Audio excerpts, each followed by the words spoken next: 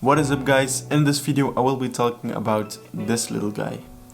This is the VILTROX mount adapter EF to EF-M or the EOS-M, and if you don't know what this is an adapter that you can use on a mirrorless camera to use EFS or EF lenses like this one and this one.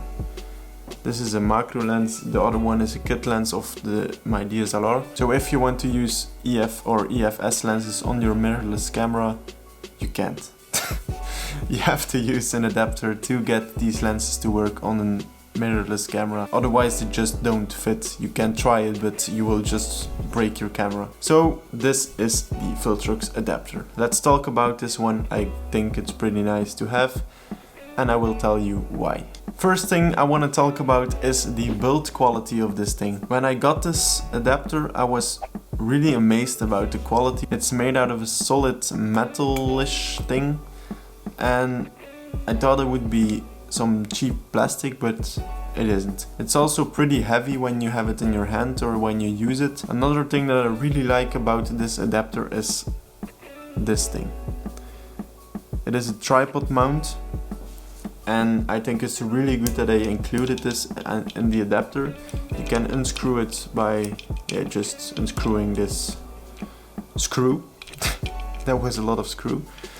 And I think it's pretty nice because if you use like a macro lens, which is a pretty big lens, you can obviously put it on this adapter and put it on your Canon M50, but the Canon M50, as small as it is, if you have the Canon M50 or you know the Canon M50, it's a pretty compact camera. If you would put this lens, this heavy lens, directly with this adapter on your camera and you put the camera directly on a tripod, I think it would bend little by little the camera mount. So I really like that they put it on the adapter, because if you put it on the adapter it takes away a little bit of weight of the lens, and yeah, if something breaks, it's only this adapter and it's way cheaper than your camera, so it's amazing. If we talk about the build quality of this adapter, we also have to mention that this adapter fits perfectly on the camera. I've seen other videos of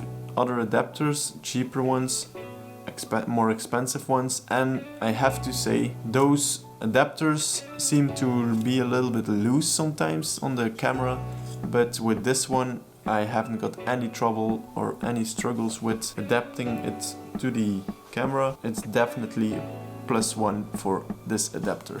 The next important thing about this adapter is the autofocus and the image quality. Obviously these two things are very, very important when it comes to photography and filming in general. Thus the autofocus and the image quality is the same or better with this adapter. I have to say, when it comes to autofocus and image quality, I haven't got any trouble or I haven't noticed any difference with using the adapter or not using the adapter. Yeah, obviously it has no optic or something like the speed booster, so it's just a hole. So it would be strange if there was a loss of quality, but you never know. I was worried about having a bigger vignette when using the adapter, but also this one I didn't notice. I'm seeing the same pictures with or without the adapter, so that's just amazing. Obviously I can use other lenses, sometimes better lenses on the camera, so that makes a difference in the quality, but overall it's the same quality, same autofocus. The next thing I want to talk about is the price. This VILTROX mount adapter comes in around $40, and